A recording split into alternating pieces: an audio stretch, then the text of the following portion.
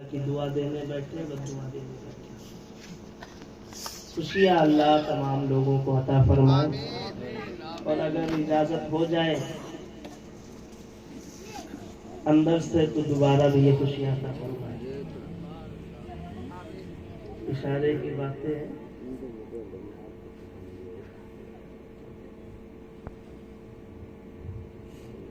ایک مرتبہ حضور اکرم صلی اللہ تعالی علیہ وسلم کی بارگاہ قدس میں جس طریقے سے میں پڑھاؤں میرے ساتھ مل کر درود پاک کا ہدیہ پیش کریں. پڑھیں الصلاۃ والسلام علیک یا رسول اللہ. الصلاۃ والسلام علیک یا رسول اللہ. الصلاۃ والسلام علیک یا نبی اللہ. الصلاۃ والسلام علیک یا نبی اللہ. الصلاۃ والسلام علیک یا حبیب اللہ. الصلاۃ والسلام علیک یا حبیب اللہ. وعلی آلک وعلی آلک وأصحابک وأصحابک یا شفیعنا یوم یا الجزاء. شفیعنا صلی اللہ تعالی علیہ صلی وسلم. اللہ تعالی علیہ وسلم. کتنی دیر آپ بیٹھ سکتے ہیں؟ اگر آپ کچھ بتا دیں اندازہ تو پھر اس حساب سے گفتگو کا آغاز کیا جائے. صدر صاحب جا رہے ہیں. صدر صاحب کو تو گھر سے چارپائی بھی اٹھانا ہی جائے گی. اب مجھے دقت نہیں, محلہ اپنا ہے, سب اپنے بھائی بہن ہیں. محلہ اپنا ہے, دوست بھی اپنا ہے.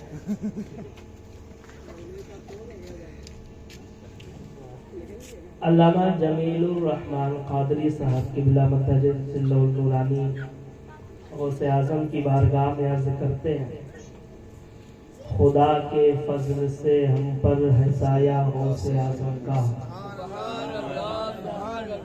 خاموشی نہیں چاہیے مجھے, میں بول رہا ہوں تو آپ بھی بولیں. خدا کے فضل سے ہم پر ہے سایہ غوث اعظم کا, ہمیں دونوں جہاں میں ہے سہارا غوث اعظم کا. اس کی تشریح بعد میں کروں گا. ہمیں دونوں جہاں میں ہے سہارا غوث اعظم کا, اور فرشتوں روکتے کیوں ہو مجھ کو جنت میں جانے سے. فرشتوں روکتے کیوں ہو مجھ کو جنت میں جانے سے. یہ دیکھو ہاتھ میں ہے دامن کس کا غوث اعظم کا. یہ دیکھو ہاتھ میں ہے دامن کس کا غوث اعظم کا.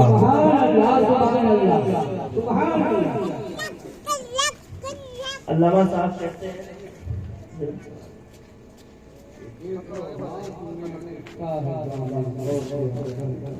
علامہ صاحب کہتے ہیں فرشتوں روکتے کیوں ہو مجھ کو جنت میں جانے سے. فرشتوں روکتے کیوں ہو مجھ کو جنت میں جانے سے. ایک منظر ہے, اس کی تصویر کشی کر رہے ہیں. شعر ایسے ہی نہیں کہے جاتے, پہلے تصور میں کوئی چیز لانی پڑتی, پھر اس کے بعد شعر نکلتا ہے. ایک منظر ہے, ایک دھوبی ہے. دھوبی ہے غوث اعظم کی خدمت میں حاضر رہتا تھا. غوث اعظم کے کپڑے دھویا کرتا تھا. ایک دن ایسا آیا کہ اس کا انتقال ہو گیا. ایک دن آیا کہ اس کا انتقال ہو گیا, اور پھر اسے قبر میں لے جایا گیا, جہاں ہم نے اور آپ نے بھی جانا ہے. قبر میں پہنچا, مٹی دی گئی, قبر بند کی گئی, واپس آ گیا. جب لوگ وہاں سے 40 قدم ہٹتے ہیں تو 2 فرشتے آتے ہیں جنہیں منکر نکیر کہتے ہیں. وہ آئے تو انہوں نے سوال کیا, من ربو کا, تیرا رب کون ہے, تیرا رب کون ہے. تو اس نے سوال تھا, جواب دینا تھا کہ میرا رب اللہ ہے. یا پھر جس کو رب مانتا تھا اسے بتاتا تھا. لیکن ایسا عاشق تھا وہ کہ جب پوچھا گیا من رب کا، تیرا رب کون ہے، تو اس نے تڑپ کر جواب دیا فرشتوں یہ پوچھتے ہو من رب کا، تیرا رب کون ہے، لیکن میرا جواب یہ ہے فرشتوں میں غوث اعظم کا دھوبی ہوں، میں غوث اعظم کا دھوبی ہوں. ایک سوال کیا، جواب الگ ملا غوث اعظم کا دھوبی ہوں. دوسرا سوال ہوا ما دینوں کا، تیرا دین کیا ہے، جواب ملا فرشتوں میں غوث اعظم کا دھوبی ہوں. تیسرا سوال ہوا کہ ان کے بارے میں کیا کہتا ہے، ما کنت تقول فی ھذا الرجل فی ھذا الحق الرجل، ان کے بارے میں کیا کہتا ہے. اس نے کہا مجھے نہیں معلوم، میں تو غوث اعظم کا دھوبی ہوں. سوال تین ہو گئے. فرشتوں کی ڈیوٹی جتنی اس سے زیادہ فرشتے کرتے نہیں ہیں. تین سوال ہو گئے، آگے کریں کیا؟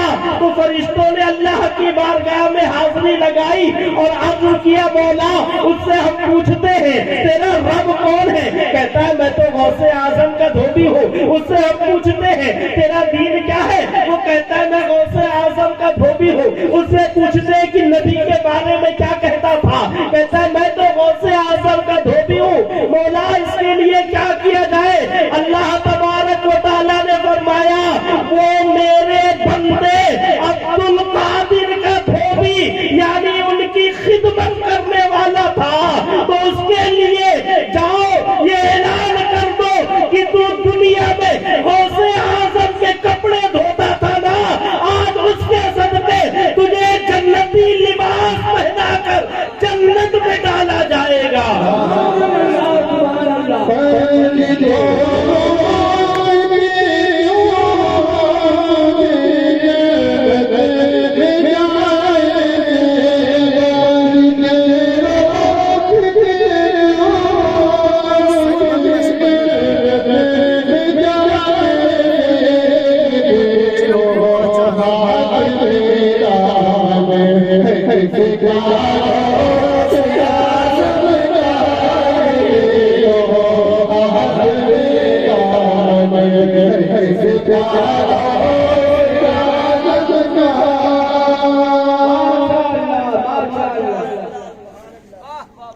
ہماری لاج کس کے ہاتھ تھے بغداد والے،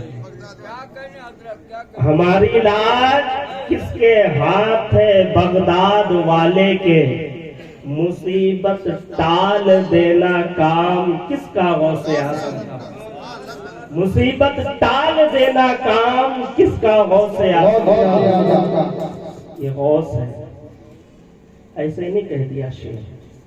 جب دیکھا کہ بیٹھے ہیں بغداد میں اور وہاں اعلان کر رہے ہیں کہ میرا یہ قدم تمام ولیوں کی گردن پر ہے،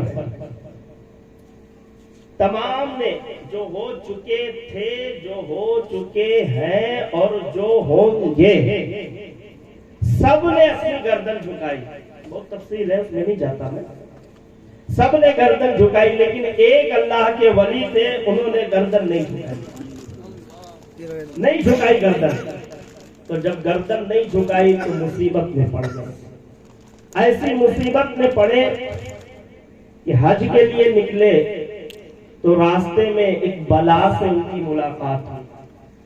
بڑی حسین، بہت خوبصورت، دیکھ کر اس کے حسن کے فریب میں اپنے آپ کو بھول بیٹھے، اور وہ تھی عیسائی. اب دیکھتے دیکھتے کچھ یوں ہوا کہ انہوں نے اپنی شادی کی بات کی. چونکہ وہ سامنے والی عیسائی، اس کے باپ نے دیکھا کہ مسلمان میری بیٹی کی طرف راغب ہے اور ان کا کام بھی یہی ہے، اپنی ماں بہن کو بیچنا یہی کام ہے ان کا، یہودی عیسائی ان کا یہی کام ہے. تو انہوں نے کہا ہم شادی کرا دیں گے لیکن پہلے تمہیں سور چرانا پڑے گا. کہا ٹھیک ہے. اب تھے اللہ کے ولی لیکن غوث اعظم کے فرمان پر اپنی گردن کو جھکایا نہیں. سور چرانے کی باری آئی. ان کے ساتھ ان کے دو مرید تھے. وہ دیکھ رہے پیر صاحب سور چرانے جا رہے ہیں، پیر صاحب سور چرانے جا رہے ہیں۔ کچھ دن کے بعد اس کے بچے ہوئے، چھوٹے چھوٹے بچے، اس کو لے کر کیسے جائیں؟ تو دیکھا پیر صاحب اپنے گردن پر سور رکھے ہوئے، اپنی گردن پر سور کے بچوں کو رکھے ہوئے، جس کی گردن پر غوث اعظم کا قدم نہیں گری۔ کچھ عرصہ گزرا، یہ ہوا کہ اب شادی کرا دی جائے گی۔ گئے چرچ میں، پوری تقریب لگی ہوئی ہے شادی کی۔ اس سے پہلے ایک شرط رکھا اس کے باپ نے، کہا ساری چیزیں تم نے قبول کی اور ہم بھی تمہارا نکاح کرا رہے، لیکن ایک آخری شرط ہے، آخری شرط ہے۔ کہا کیا؟ کہا تمہیں تھوڑا سے سور کا گوشت کھانا پڑے گا اور شراب پینی پڑے گی۔ عشق میں اتنا مبتلا تھے یہ۔ کہا ٹھیک ہے، ٹھیک ہے، سور کا گوشت کھا بھی لوں گا، شراب پی بھی لوں گا۔ ادھر انہوں نے پلیٹ میں سور کا گوشت لیا اور ایک ہاتھ میں شراب کی بوتل۔ دونوں مرید بیٹھے یہ منظر دیکھ رہے تھے۔ انہوں نے وہاں سے آواز لگائی، یا شیخ عبد القادر جیلانی شیئن للہ المدد، اے غوث اعظم اب مدد کرے آپ، ورنہ اب یہ زیادہ آگے بڑھ جائیں گے۔ غوث اعظم نے وہاں سے اپنا ہاتھ بڑھایا اور ان کی پلیٹ کو چھین کر گرایا اور ان سے کہا، دیکھا تم نے اپنی گردن پر میرا قدم نہیں لیا تو آج نوبت یہ ہے کہ تمہیں سور کھانا پڑ رہا ہے۔ ان کی عقل ٹھکانے لگی اور وہیں سب جھکایا، کہا اے غوث اعظم آپ کا یہ قدم میری گردن پر ہے۔ تو طلب کر عاشق نے کہا، ہماری لاج کس کے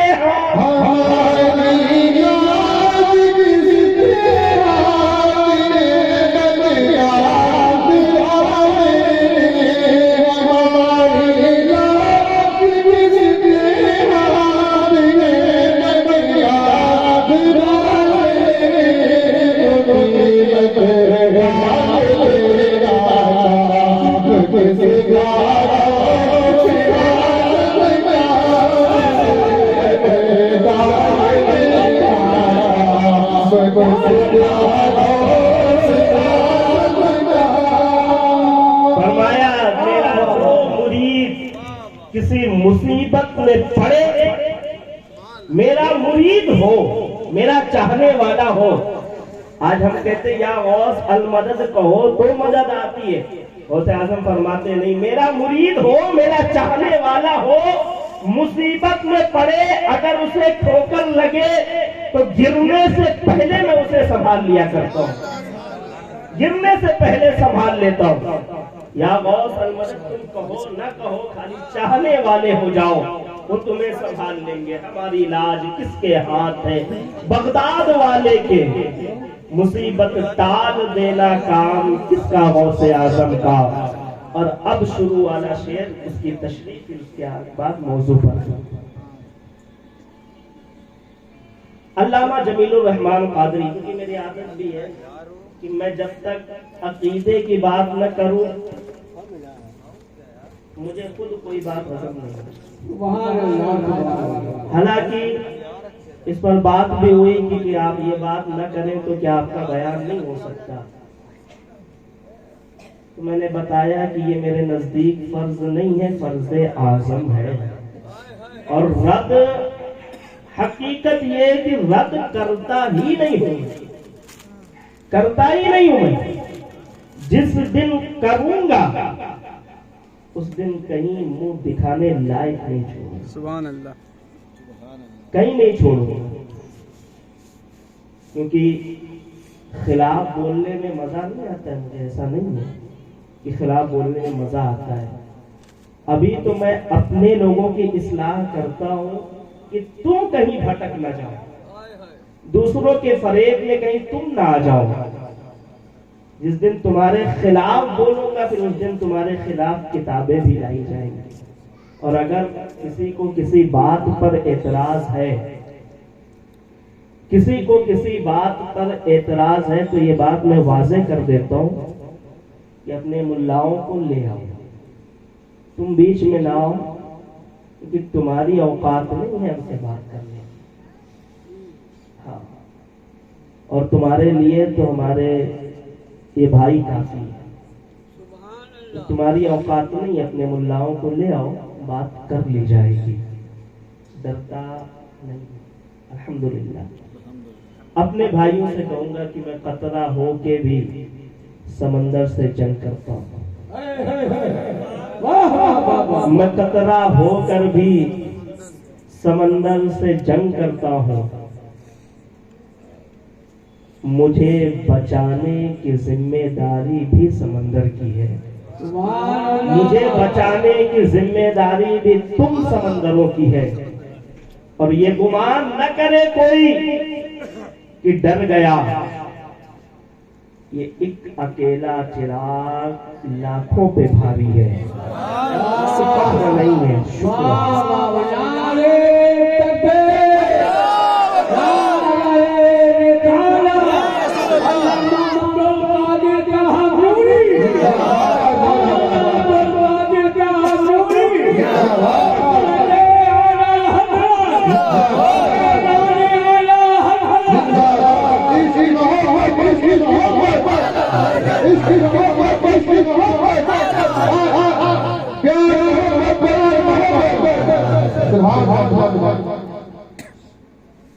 ایک شعر کی تشریح، پھر اس کے بعد نکاح کے حوالے سے تھوڑی باتیں، شوہر اور بیوی کے درمیان گزارنے والے اوقات ان پر باتیں، اور پھر خاص موضوع پر میرے آقا صلی اللہ علیہ وسلم کا پہلا نکاح، اس پر باتیں ہوں گی۔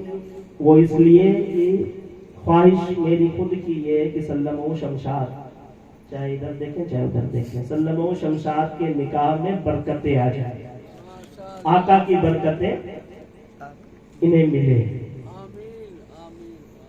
علامہ جمیل الرحمن قادری صاحب فرماتے، خدا کے فضل سے ہم پر ہے سایہ غوث اعظم کا، ہمیں دونوں جہاں میں ہے سہارا غوث اعظم کا، اس جہاں کا سہارا تو ہمیں دکھ رہا ہے اور ہم فیض برکتیں پاتے بھی ہیں الحمدللہ، جن کو نہیں ملتی وہ ان کا مقدر ہے، ہمیں ملتی ہے، ہم پاتے، ہم چاہتے ہیں، مانگتے ہیں، کہتے مانگتے ہیں، مانگیں گے مانگتے جائیں گے، منہ مانگی پائیں گے، نہ سرکار میں نہ لا ہے، نہ غوث میں نہ لا ہے، نہ حاجت اگر کی ہے۔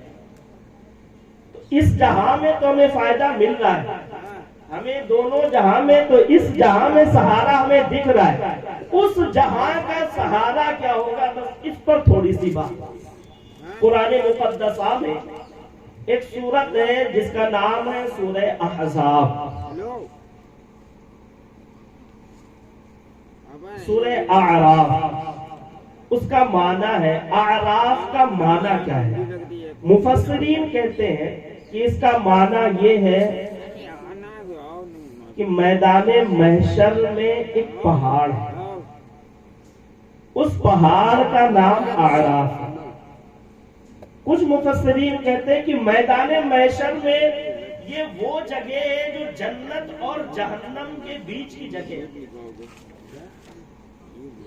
جنت اور جہنم کے بیچ کی جگہ ہے۔ کہا بیچ میں جگہ کیوں؟ کیونکہ فیصلہ ہوگا تو کچھ لوگ جہنم میں جائیں گے، کچھ لوگ جنت میں جائیں گے، تو بیچ میں کون؟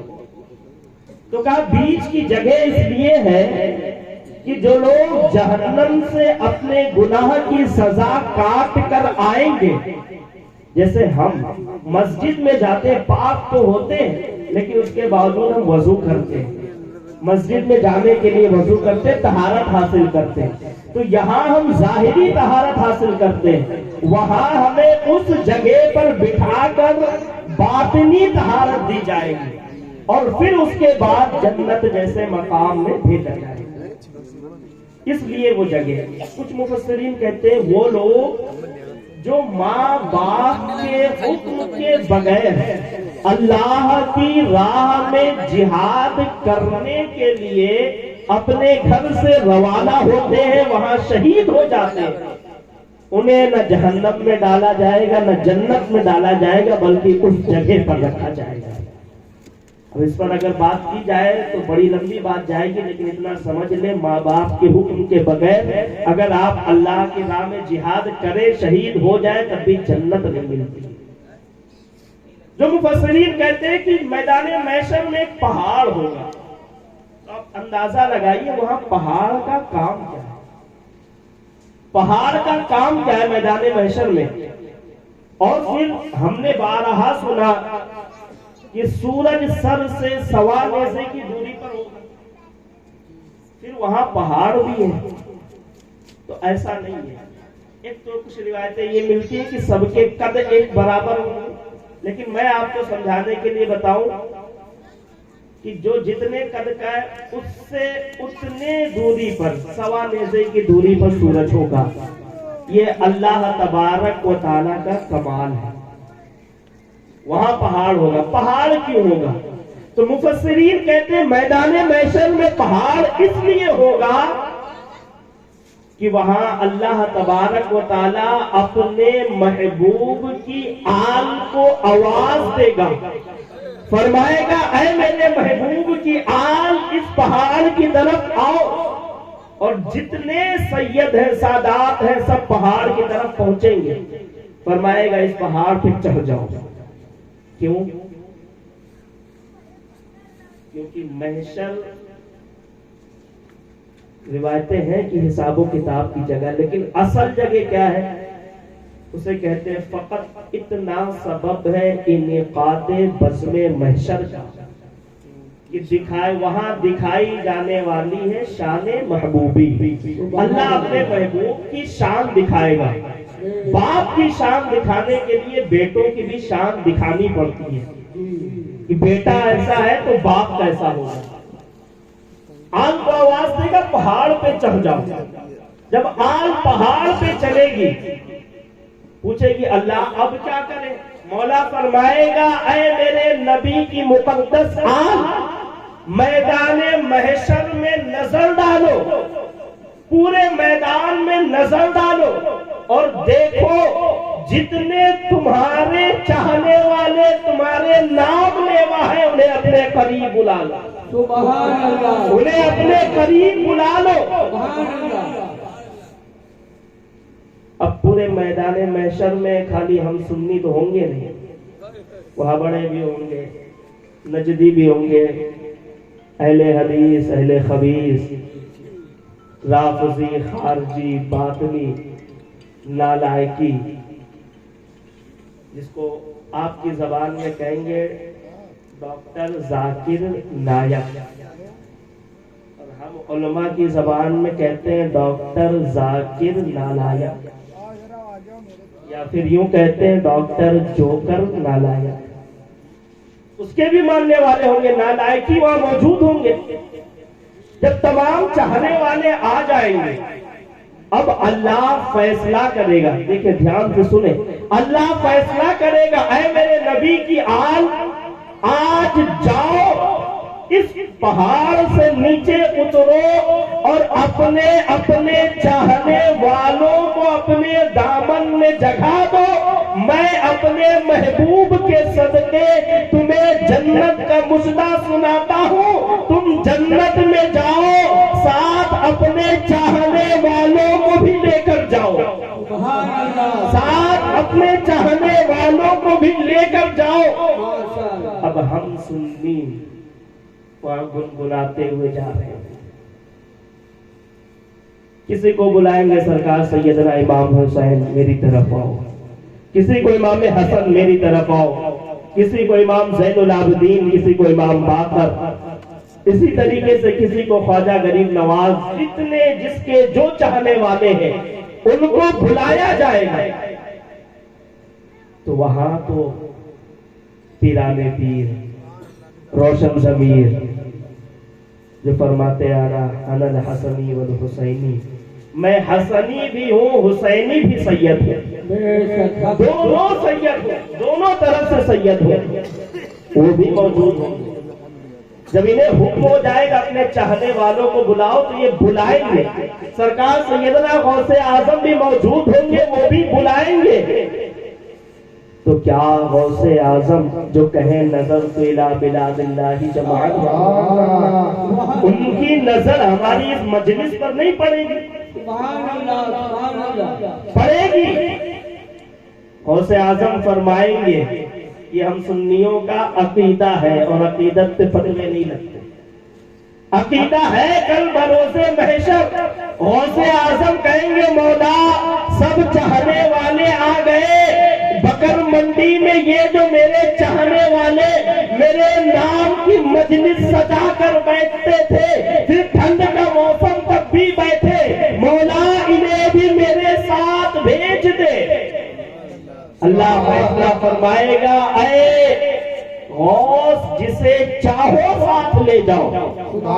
اب ہم قادری فقیر غوث اعظم کا دامن پکڑ کر مچل کر ہنستے ہوئے کھلکھلاتے ہوئے جنت کی اور جا رہے ہیں.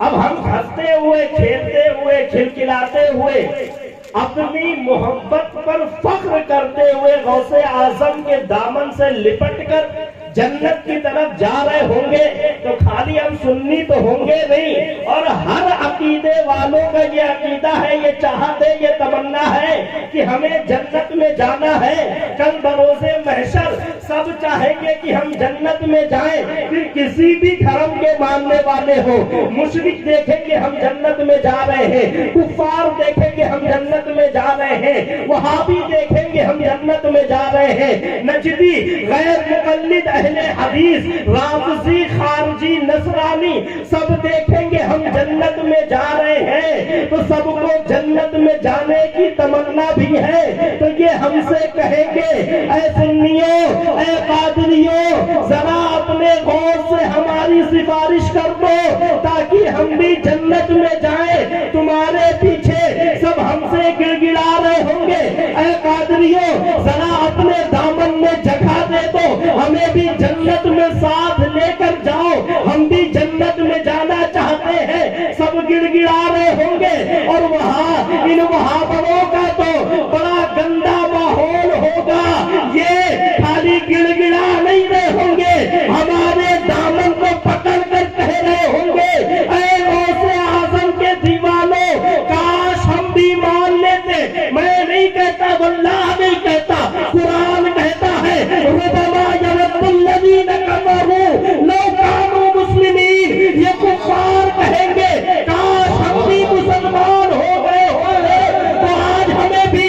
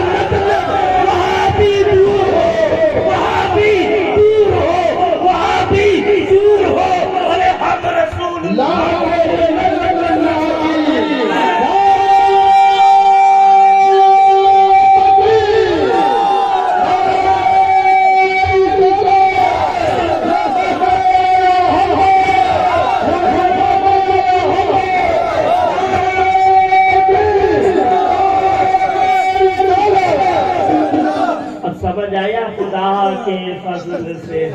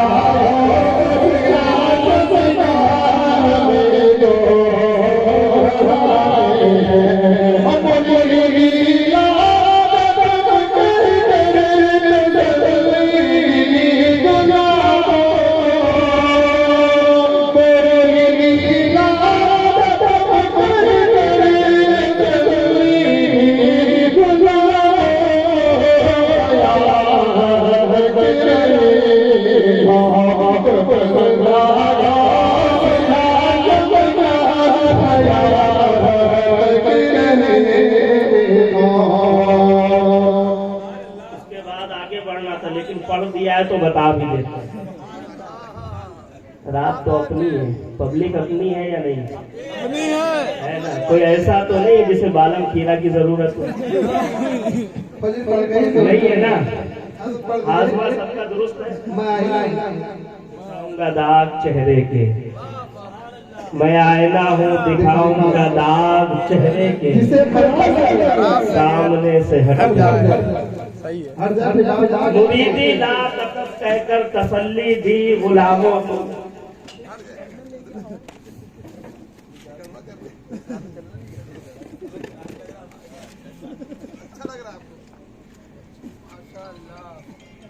غوث اعظم فرماتے ہیں, شعر یہ ہے, علامہ جمیل الرحمان صاحب فرماتے ہیں, مریدی لا تخف کہہ کر تسلی دی غلاموں کو. غوث اعظم فرماتے ہیں, مریدی لا تخف واشن فإنی عزوم قاتل عند القتال. کہتے ہیں میرے مریدوں گھبرانا مت, گھبرانا مت. اعلیٰ حضرت نے کہا نا, کیا دبے جس پہ ہو حمایت کا پنجہ تیرا, کیا دبے جس پہ ہو حمایت کا پنجہ تیرا, شیر کو خطرے میں لاتا نہیں. یہ کتے ہیں ہم لوگ, چاہے جتنے شیر آ جائیں. الحمدللہ. کہتے پہلے ہی موضوع زیادہ ہے نا,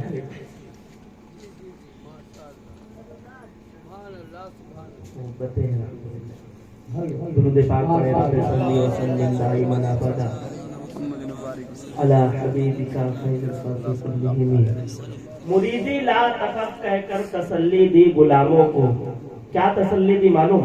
کہتے ہیں مریدی لا تخف واشن فإنی عزوم قاتل عند القتال. اے میرے مریدوں گھبرانا مت, تمہارے اوپر اگر کوئی ظلم کرے گا, تمہیں کوئی پریشان کرے گا, تو یاد رکھنا اسے قتل کرنے والا تمہارا پیر عبد القادر ہوگا. اسی کو کہتے ہیں مریدی لا تخف کہہ کر تسلی دی غلاموں کو, قیامت تک رہے بے خوف بندہ غوث اعظم.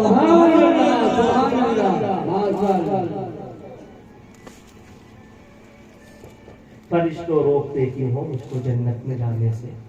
یہ تقریب ہے نکاح کی, شادی خانہ آبادی کی. اللہ تبارک و تعالیٰ کی بارگاہ میں دعا گو ہوں مولا سلمہ شمشاد کی نکاح میں, اور ان کے والدہ حیات ہے, ان کی عمر میں بھی برکت عطا فرمائے, بھائیوں میں محبتوں کا دوام عطا فرمائے. خاص طور سے اس محفل کے صدقے توسل اللہ تبارک و تعالیٰ ان کے والد گرامی کی بے پناہ مغفرت فرمائے. اللہ ان کی قبر پر رحمت و نور کی بارشیں عطا فرمائے.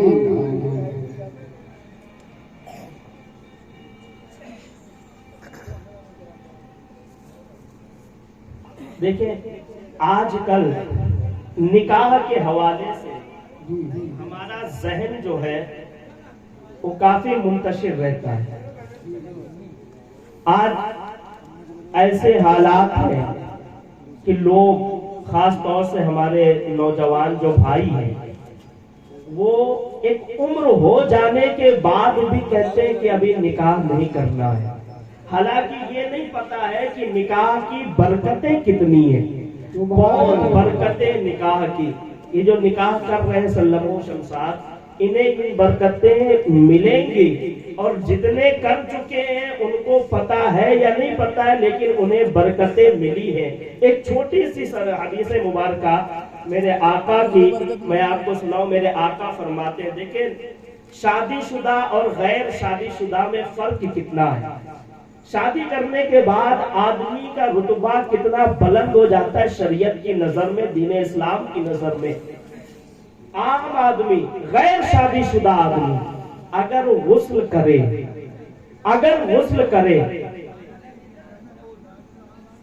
اس کے غسل سے جتنے قطرے گرتے ہیں، اچھی نیت سے غسل کیا کہ غسل کر کے میں نماز کو جاؤں گا یا قرآن پڑھوں گا یا اللہ کے کسی ولی کی بارگاہ میں حاضر ہوں گا، ایسی نیتوں سے، اچھی نیتوں سے اگر اس نے غسل کیا ہے تو ہر قطرے پر اللہ اسے نیکیاں عطا فرماتا ہے، ہر قطرے پر۔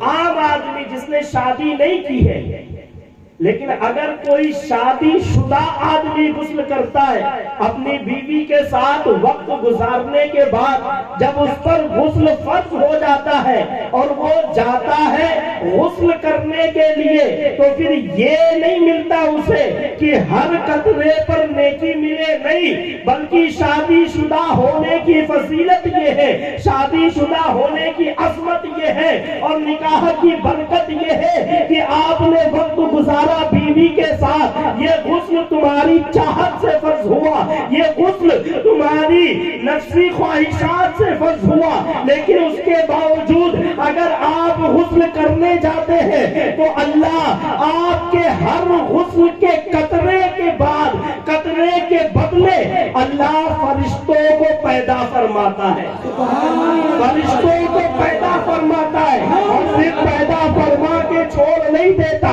فرشتوں کو حکم دیتا ہے، اے فرشتوں قیامت تک تم عبادت کرو، اور فرشتے جتنی عبادت کرتے ہیں اس کا ثواب جس نے غسل کیا اسے ملتا رہتا ہے۔ جس نے غسل کیا، برکت کیا ہے؟ نکاح کیا، نکاح کرنے کے بعد آپ دیکھیں نکاح ایک ایسا فعل ہے جس کو دین اسلام نے پروموٹ کیا ہے۔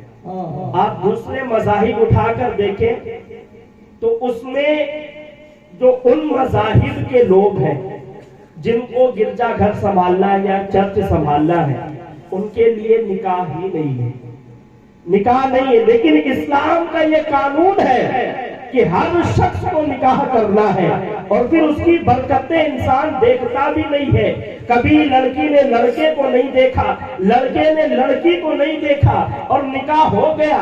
یہ تو آج سسٹم چل گیا، فوٹو واٹس ایپ ہو گئی، فوٹو دیکھ لیا بہت زیادہ، ورنہ آج کچھ ہمارے نوجوان چھوکرے ایسے بدماش قسم کے جو گلی گلی گھوم گھوم کے ان کا کام ہی یہی ہے، جیسے کہتے ہیں نا بلی کی نظر چھچڑے پر، وہی حال نوجوانوں کا ہو گیا ہے، گلی گلی گھوم کر نگاہیں اتنی خراب کہ عورتوں کو تکتے رہنا ہے۔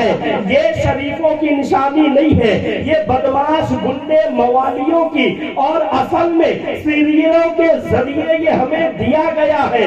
شریفوں کا رشتہ ہوتا ہے، لڑکی نے لڑکے کو نہیں دیکھا ہے، لڑکے نے لڑکی کو نہیں دیکھا ہے، لیکن جب نکاح ہوتا ہے اور تین بول انسان بولتا ہے، قبول ہے قبول ہے قبول ہے، تو اللہ تبارک و تعالی ان تین بول کے صدقے ایسی ان دونوں کے رشتے میں محبت عطا کرتا ہے کہ ایسا لگتا ہے کہ یہ دونوں ایسے ہیں جیسے بچپن کے ملے ہوئے بچھڑے ہوئے یار، ایسی محبتیں عطا کرتا ہے، اور پھر جب ساتھ رہنے لگتے ہیں تو ان محبتوں دلوں میں دوام پیدا ہو جاتا ہے، دوام ہوتا جاتا ہے، محبتیں مزید بڑھتی ہیں۔ اس کی وجہ کیا ہے؟ تو آئیے میں آپ کو بتاؤں۔ دیکھیے 3 بول بولے جاتے ہیں، قبول ہے، قبول ہے، قبول ہے، قبلتھا، قبلتھا، قبلتھا، میں نے اسے قبول کیا، میں نے اسے قبول کیا، میں نے اسے قبول کیا۔ آخر ان 3 بول کے بدلے ایسی محبت ملتی کیسے ہے؟ کیوں ایسا محبت، ایسی محبت ہو جاتی ہے؟ کیسے انسان اتنی محبت میں مبتلا ہو جاتا ہے؟ تو دیکھیں یہ قبول ہے، قبول ہے، قبول ہے، صرف ہمارا اور تمہارا قبول ہے نہیں ہے، بلکہ آپ اس دنیا کی تاریخ اٹھا کر دیکھیں تو ہمارے اور تمہارے باپ آدم نے حوا کو جنت میں قبول ہے، قبول ہے، قبول ہے کہا تھا۔ یہ اس کا صدقہ ملتا ہے، قبول ہے، قبول ہے کا صدقہ ہمیں ملتا ہے۔ موسیٰ نے اپنی بیوی کو قبول ہے، قبول ہے، قبول ہے کہا تھا، اس کا صدقہ ہمیں ملتا ہے۔ اور پھر حضرت ابراہیم نے سارا اور ہاجرہ کو قبول ہے، قبول ہے، قبول ہے کہا تھا، اس کا صدقہ ہمیں ملتا ہے۔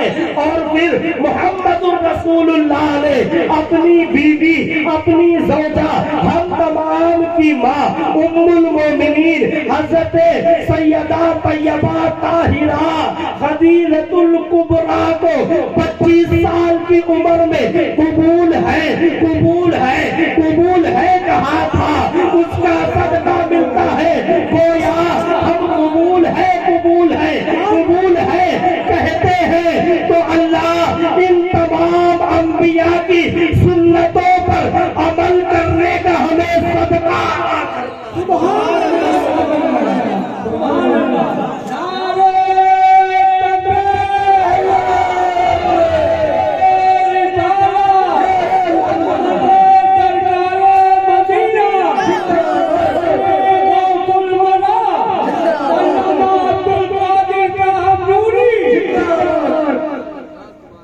اتنا آسان ہمیں لگتا ہے قبول ہے، قبول ہے، لیکن اس کے پیچھے جو وجہ چھپی ہے نا وہ اصل میں یہ ہے کہ ہمیں ان کا صدقہ ملتا ہے۔ آپ دیکھیں نا لوگوں کی عمر ہو گئی، اشرف بھائی کو دیکھیں، ابھی بھی گھر میں محبتوں کا وہی حال ہوگا۔ دعا بھی کرتا ہوں اللہ مزید دعا عطا فرمائے۔ عمر ہو گئی ہے، ان کا اور ان کی اور ان کی بات نہیں ہے، بات یہ ہے کہ انبیاء کی سنتوں پر عمل کیا ہے۔ سنتوں پر اگر عمل کر لے تو انسان کی زندگی گزر جاتی، محبتیں ختم نہیں ہوتی ہیں۔ آج بھی جو شریف عورتیں ہیں نا، کچھ تو عزت کو مجبوری سمجھتی ہیں، لیکن گزارنی ہے کیا کرے، معاشرہ بھی ہے، لوگ گالیاں بھی دیں گے، کچھ عزت محبت میں گزارتی ہے، شوہر ختم ہو جائے گا۔ یہ محبتیں انہی انبیاء کی سنتوں پر عمل کا صدقہ ہوتا ہے۔ مرنے کے بعد بھی وہ محبتوں میں دوام آتا جاتا ہے، لیکن ہمارا معاشرہ ایسا ہے کہ ہم نے عورتوں کو خاص طور سے شادی ہونے کے بعد پھر آدمی بیویوں کے خلاف باتیں کرنا شروع کر دیتا ہے، ایسی ہوتی ہیں، ویسی ہوتی ہیں، ویسی ہوتی ہیں، ویسی ہوتی ہیں، یار میری بیوی تو فلاں چیز مانگتی ہے، اس نے یہ کہہ دیا، یہ چاہیے، وہ چاہیے، بات بیوی کی ہے، بتا محلے والوں کو رائے۔ حالانکہ ایسا کرنا بالکل غلط ہے۔ قرآن مقدسہ کا فرمان ہے ہن لباس لکم وانتم لباس لہن۔ مرد عورت کا پردہ ہے، عورت مرد کا پردہ ہے۔ آپ اپنی بیوی کے عزت کے محافظ بنے۔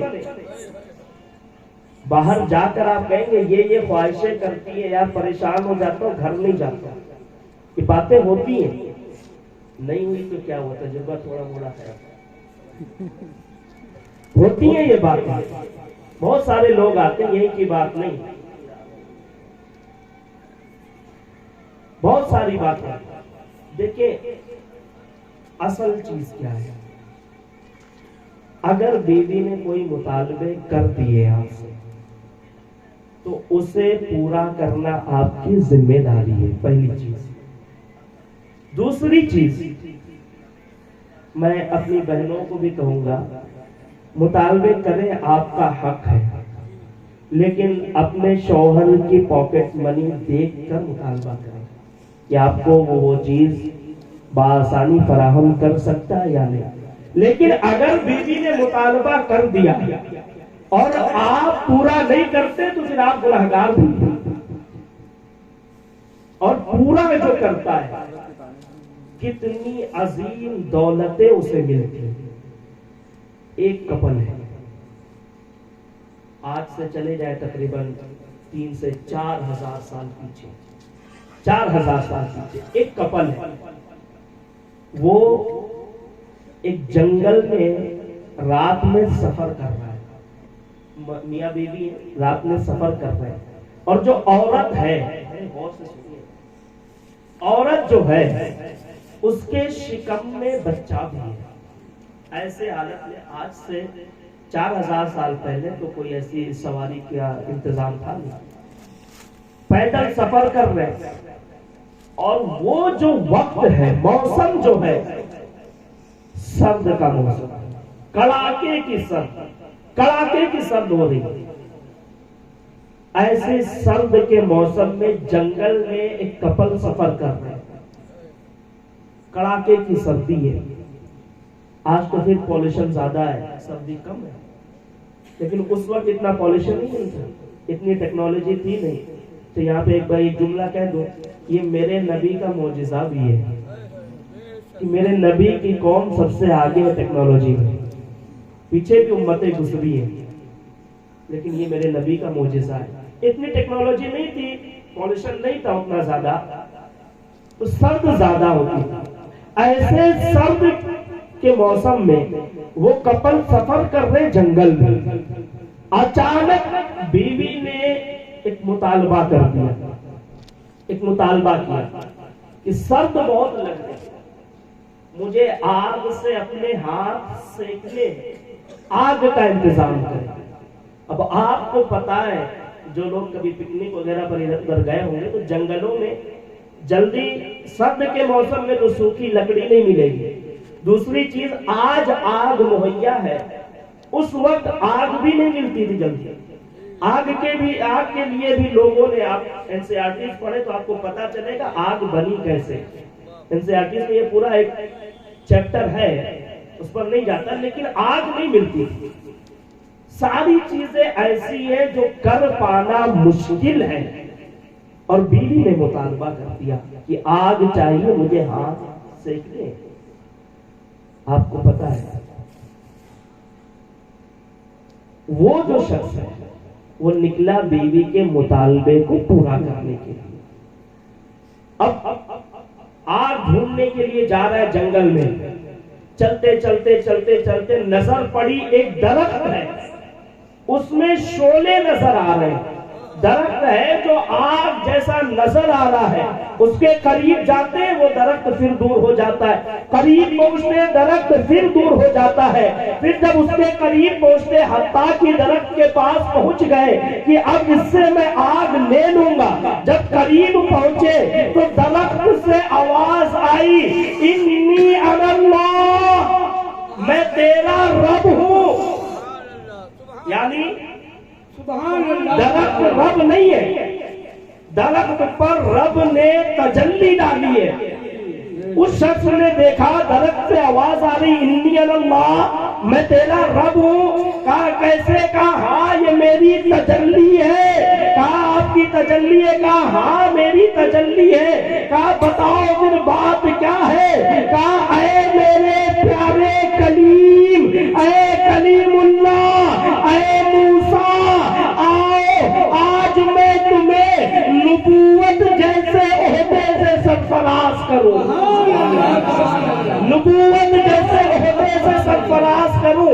اب اس کو اس اینگل سے دیکھے کہ موسیٰ نکلے بیوی کا مطالبہ پورا کرنے کے لیے، بیوی کا مطالبہ پورا کرنا تھا، لیکن اس مطالبے کو پورا کرنے کے لیے جب وہاں پہنچے تو بیوی کا مطالبہ تو دور، موسیٰ کی خود مراد پوری ہو گئی۔ سبحان اللہ، سبحان اللہ، ماشاء اللہ،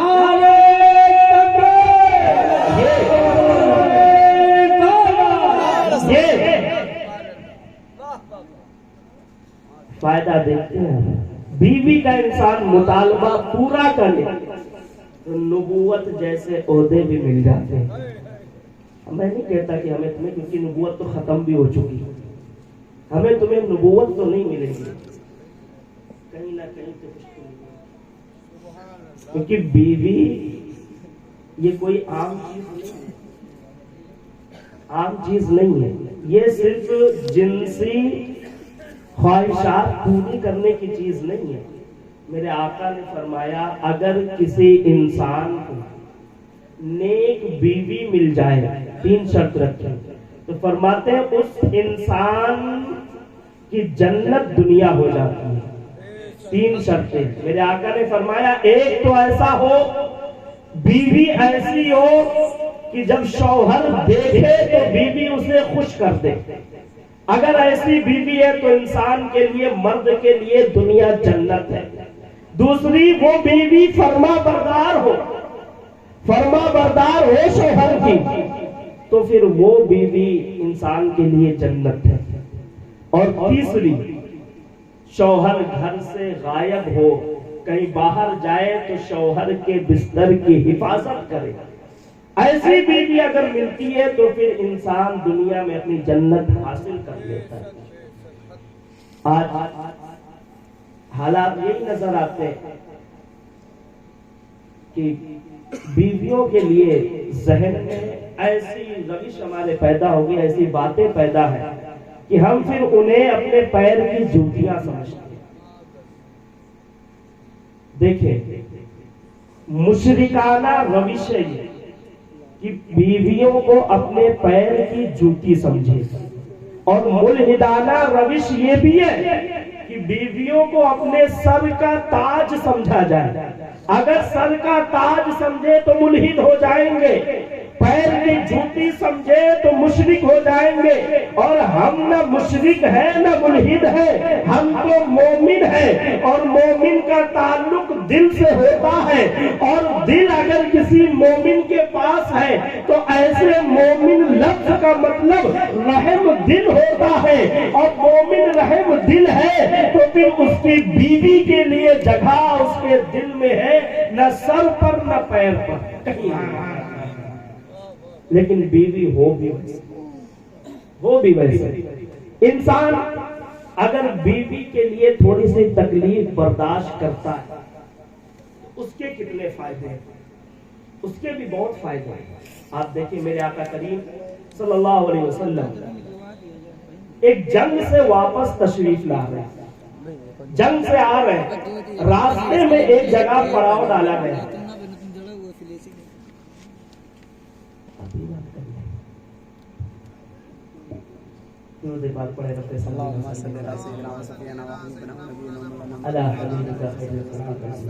راستے سے جنگ سے واپس آ رہے، راستے میں پڑاؤ ڈالا گیا، اور وہاں ایسا ہوا کہ اماں عائشہ صدیقہ اس جنگ میں آپ کے ساتھ گئی تھی اور ساتھ میں واپس آ رہی تھی۔ اگر آپ سننا چاہیں تو ایک بات اور بتا دوں، میرے آقا کا علم غیب ہے، سبحان اللہ۔ دیکھیں جہاں حالات خراب ہوتے ہیں وہاں انسان اپنی مہنگی واچ بھی پہن کے نہیں جاتا ہے۔ جنگ میں کیسے میرے آقا اپنی بیوی کو لے کر جاتے ہیں؟ یہاں تھوڑے سے ہمارے کانپور کے ماحول اگر خراب ہو تو اپنے بچوں کو کہتے ہیں گھر کے اندر رہنا، باہر نہ نکالنا، تو وہاں کیسے اپنی بیوی کو لے کر جا رہے؟ اور جب بھی میرے آقا کسی جنگ پر جاتے تو قرآن نازل ہوتی، جس کا نام آتا اس بیوی کو ساتھ لے کر جاتے۔ اماں عائشہ صدیقہ کو ساتھ لے کر گئے، پتا تھا میرے آقا کو کہ جنگ میں فتح ہونی ہے، ماحول خراب نہیں ہونا ہے، جو کہتے ہیں نا کہیں کہیں میرے آقا کو علم غیب تھا، کہیں کہیں تھا، تو تم بھی کبھی اپنی بیوی کو لے کر جاؤ نا یار، پتا چلے ہمیں بھی کہ کہیں کہیں تھا کہ کدھر کدھر تھا یا کیسے کیسے تھا۔ لے کر جاؤ کبھی بیوی کو، بیوی جوتی اتار کر جا رہی۔ میرے آقا کو پتا تھا کہ فتح ہونی ہے، تب ساتھ لے کر گئے۔ المختصر یہ کہ واپس آئے، ایک جگہ پڑاؤ ڈالا تو اماں عائشہ صدیقہ کا ہار مبارک وہاں پر گم ہو گیا، اونٹ کے نیچے دب گیا۔ ایک بات یہاں، اس گم شدہ ہار کو گمے ہوئے 1400 سال کا عرصہ بیت گیا، اور ملے ہوئے بھی اس گم شدہ ہار کو 1400 سال کا عرصہ بیت گیا۔ گم شدہ ہار گما بھی، مل بھی گیا، لیکن آج تک 1400 سال کا عرصہ گزر گیا، گم شدہ نسب والے گم شدہ لوگوں کی باتیں ختم نہیں ہوئی۔ حالانکہ اللہ نے سورہ نور بھی نازل فرما دیا، لیکن گم شدہ نسب والے جو ہے نا، ان کو گم شدہ ہی چیز سمجھ میں آتی، اچھی چیزیں سمجھ نہیں آتی۔ ہار گما، میرے آقا نے پڑاؤ ڈالا، صحابی جو میرے آقا کے وہ ہار کو ڈھونڈ رہے تھے۔ آج انسان کی بیوی سے کوئی چیز گم جائے یا کچھ ہو جائے تو اتنی گالیاں، اور ساتھ ہی ساتھ نوبت یہ آتی کہ طلاق تک باتیں پہنچ جاتی ہیں، بہت مسائل آتے ہیں، اور ان مسائل کو زیادہ تر فیس ہم لوگ کرتے، آپ لوگ نہیں۔ آپ تو اپنے گھر میں بیٹھے رہتے، فیس ہم لوگوں کو کرنا پڑتا ہے کس کا نکاح کیسے بچانا ہے۔ اتنے مسائل آتے ہیں، کوئی چیز بیوی سے گم جائے یا کچھ ہو جائے، کوئی غلطی ہو جائے، پھر اسے دیکھے کیسا مردانگی اس کے اوپر دکھانا ہے، پھر وہاں مرد بن جاتا ہے۔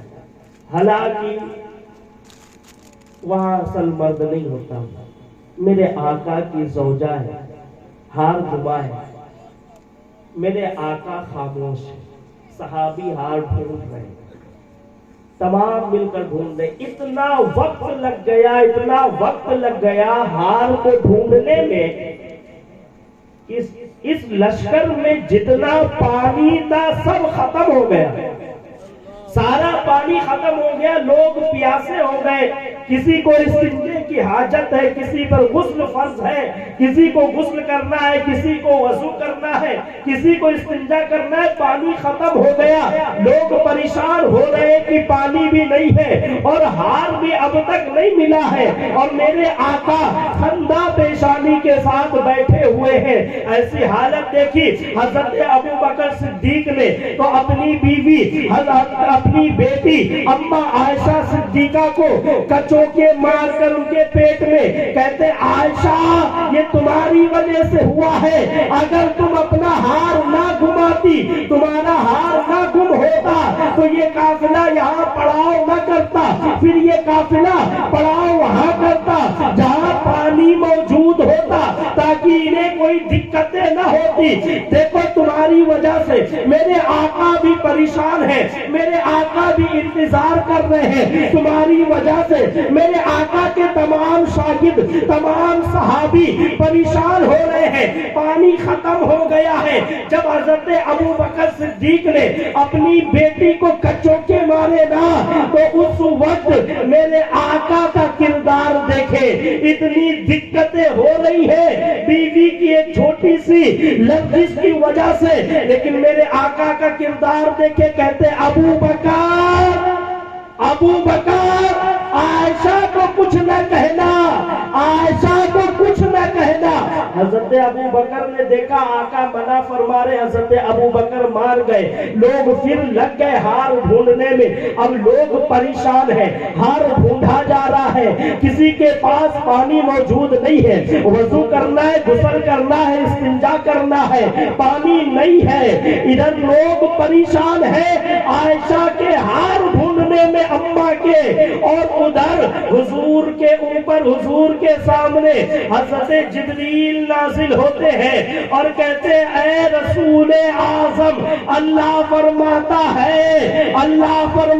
ہے کہ جب لوگوں کو پانی میسر نہ ہو تب وہ مٹی سے اپنا تیمم کر لے، مٹی سے تیمم کر لے۔ پتا کیا چلا؟ ہم خالی اس واقعے کو اسی طرح سے دیکھتے ہیں، اس اینگل سے کبھی دیکھیں، بیوی کے انتظار میں میرے اور تمہارے آقا رکے ہیں، اللہ کی وحی آ رہی ہے، قیامت تک مسلمانوں کے لیے تیمم کا انتظام ہو گیا ہے۔ انتظار کس کا ہے؟ بیوی کا انتظار، ہم کو اور تمہیں آیت مبارکہ ملتی ہے تیمم کے لیے، تو کبھی ایسا اپنی زندگی میں بھی کرو نا. ہم نہیں کہتے تمہارے پاس وہی آئے گی، لیکن کم سے کم آقا کی سنت پر تو عمل ہوگا. اب تھوڑی باتیں میں اپنے بھائیوں کے لیے بھی کر لوں، یہ پتہ چلے کل صبح کہے کہ حضرت ادھر سے نذرانہ آ گیا تھا. نذرانہ تانا ضرور ملے گا، تانا ضرور ملے گا، نذرانہ تو نہیں. پتہ چلے کہ صبح ادھر سے نذرانہ نہیں آیا، بلکہ بات یوں ہے کہ مجھے میں تو امام ہوں نا، وہ میری بہنیں ہیں، آپ ہمارے بھائی ہیں، مجھے بہنوں کا بھی خیال کرنا ہے، آپ کا بھی خیال کرنا ہے، اور میں تو امام ہوں، مجھے تو بیلنس کرنا ہی کرنا ہے، ورنہ سامنا ہمیشہ ان سے ہوتا ہے، ان سے نہیں ہوتا ہے. دیکھیں یہ ہماری بہنوں کو چاہیے کہ اپنے شوہر کا خیال رکھیں، بھائیوں کو چاہیے کہ اپنی بیوی کا خیال رکھیں. آپس میں محبت میں دوام تبھی آتا ہے جب آپ ایک دوسرے کا خیال رکھتے ہیں. کبھی ایسا ہوتا ہے ہماری زندگی میں، ہم نے بہت قصے سنے ہیں ایسے. ایک روایت میں آپ کو دکھاؤں، بیوی کی اگر کسی نے، بیوی نے اپنے شوہر کی بات مانی ہے تو پھر اسے کتنا فائدہ، بیلنس کرنا ہے نا، اسے کتنا فائدہ ہوتا ہے. ایک بیوی ہے، شوہر اس اپنی بیوی کو وادی ذی زرع میں چھوڑتا ہے اور کہتا ہے یہاں بیٹھ جاؤ. وہ شوہر حضرت ابراہیم اور بیوی ہاجرہ ہے، وادی ذی زرع میں چھوڑتا ہے اور کہتا ہے یہاں بیٹھ جاؤ. آج کل اگر بیوی کو یا عورت کو کسی کو کہہ دیا جائے یہاں بیٹھ جاؤ، بیٹھ جائے تو وہ عورت کیسے ہو؟ صحیح بات ہے. ایسی ضدی طبیعت کی ہوتی ہے. کچھ ہوتی ہے نیک جو شوہر کے اشارے پر کام کرتی ہے، وہ جنتی عورتیں. اور شوہر کے اشارے پر کام کرنا یہ شوہر کی غلامی کرنا نہیں ہے، بلکہ یہ کام کرنا اماں عائشہ صدیقہ کی سنتوں پر عمل کرنا ہے.